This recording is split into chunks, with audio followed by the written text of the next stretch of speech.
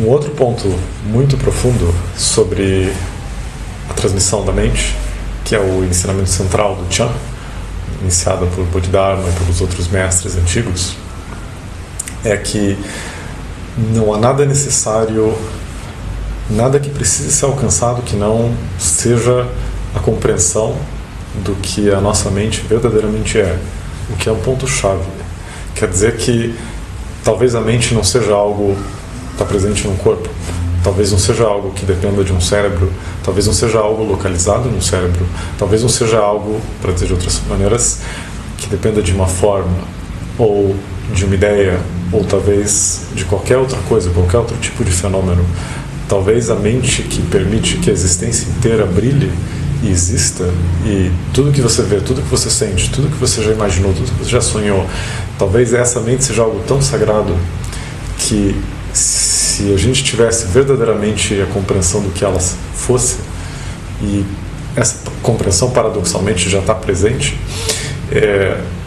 qualquer outro tipo de ideia que nós temos sobre nós mesmos e sobre o mundo e sobre o que está acontecendo desapareceria instantaneamente. Ou seja, colocando de um outro modo, o problema ele é muito diferente de você se desenvolver ou evoluir, ou você progredir, ou você ter que fazer coisas, ou você se tornar uma pessoa pura, ou uma pessoa virtuosa, ou uma pessoa boa, ou mesmo adquirir méritos, ou evoluir.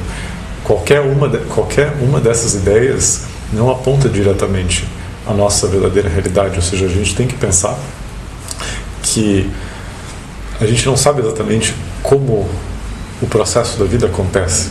De repente você abre os olhos e as coisas acontecem espontaneamente, e você tem 20 anos, de repente 30, 40, 50, você toma poucas decisões e você vivencia um mundo que te parece confuso, e de repente você envelhece e você morre. E a vida para a maior parte de nós é isso. E são poucos os vislumbres, poucos os momentos em meio a esse processo inteiro no qual a gente realmente indaga que realmente é isso que permite o que é a existência, o que é a consciência ou a mente que está vendo tudo isso. A gente pensa, bom, a mente, ela sou eu, ela é essa pessoa que, ela é o Daniel, ou ela é o João, ou ela é a Maria, mas talvez, como os grandes mestres do Chan apontavam, essa não seja a verdade. Talvez realmente isso a gente pode perceber pela nossa experiência direta, que talvez essa mente não tenha dono. Eu sei que eu não escolhi me criar, eu sei que eu não escolhi nascer, por exemplo. Então talvez essa mente esteja intrinsecamente liberta de qualquer tipo de ideia de ser, ou ideia de mundo, ou ideia de universo, ou ideia de qualquer outra coisa. Talvez realmente ela seja completamente autoexistente ou espontânea. E eu digo talvez porque me parece mais importante a gente considerar isso como algumas hipóteses do que a gente afirmar categoricamente isso. Porque no começo, ou enquanto a gente está tentando entender a natureza da mente, a natureza da imaginação, são todas possibilidades, são todos dedos que apontam na Lua, são todas pontes ou escadas que potencialmente podem levar uma consciência que está perdida na sua própria imaginação, ou uma mente individual que está perdida na sua própria imaginação, a transcender essa imaginação. E eu gosto da expressão porque ela coloca exatamente o que eu sinto que é a experiência do mundo. Philip K. Dick dizia várias vezes que ele tinha a percepção muito clara de que tudo isso era uma alucinação coletiva. E não é verdade? De que o mundo que nós constituímos, o mundo virtual, é imaginário, e ele é mantido pela projeção contínua que as nossas mentes fazem dele. E o que aconteceria se de repente essas mentes deixassem de projetar esse mundo? O que aconteceria se essas mentes deixassem de se diferenciar e se vissem como possivelmente uma mente só? Como é que seria a experiência do mundo quando isso acontecesse? O que se veria por meio do Daniel? O que se veria por meio de você?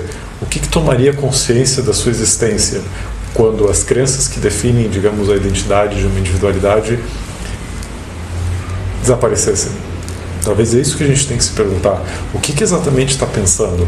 O que exatamente vê por meio dos nossos olhos e ouve por meio dos nossos ouvidos e sente por meio do nosso corpo? O que é isso que vive sem a gente perceber? Isso é algo que os Upanishads lindamente exploram, vários deles. Ou seja, qual que é aquele ser que está exatamente aqui, mas que a gente não percebe? A gente pode colocar de uma maneira mais dramática, o que é tão extraordinário para um bebê, mas que depois, quando a consciência e a mente condicionada se estrutura, é completamente perdido. Qual que é o espanto brutal que uma criança sente com todos os fenômenos e toda a experiência de estar viva, mas que depois se perde?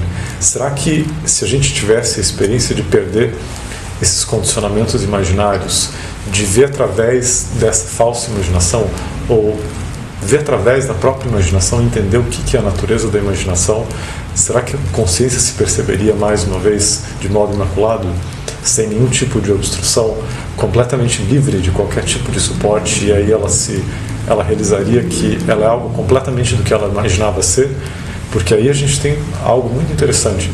Se nós somos algo muito diverso, muito diferente do que nós imaginamos ser, então isso é uma boa notícia. É uma notícia de que o jogo tem outras regras, de que o jogo da vida ele talvez não seja uma experiência trágica, fundamentalmente trágica, de que por trás dessa experiência dual na qual nós temos tão pouco poder, existe algo que está fora da roda, fora desse processo cíclico, fora de uma imaginação que leva a gente de um lado para o outro. Se existe isso, então a compreensão disso, a visão disso, a visão, a percepção direta disso deve ser talvez a meta mais significativa, mais importante para qualquer ser, porque é isso que te mostra, bom, o que realmente é todo esse mundo. É claro que isso é colocado de uma maneira tão mítica e completamente fantástica nos escritos e na cultura de modo geral, e eu concebo que é precisamente porque a cultura é parte desse processo imaginário. A espiritualidade também faz parte desse processo imaginário. As concepções que a gente tem sobre essas coisas também são imaginárias, também são parte dessa imaginação que está tentando se autotranscender.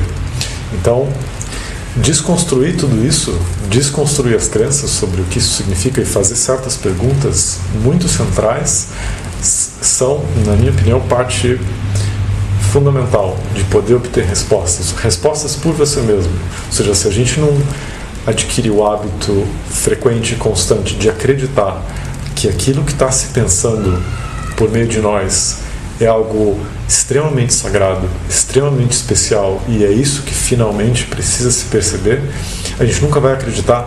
A gente nunca vai acreditar que exatamente onde a gente está e exatamente por trás dos nossos olhos tem algo sagrado tentando emergir, tentando se ver, tentando se entender. E essa é a chave, transmitida por todos aqueles que viviam o caminho direto, como os mestres antigos do Chan, os mestres do Advaita Vedanta, de outros caminhos onde se apontava diretamente, mente a mente, o que a realidade por trás das nossas vidas verdadeiramente é.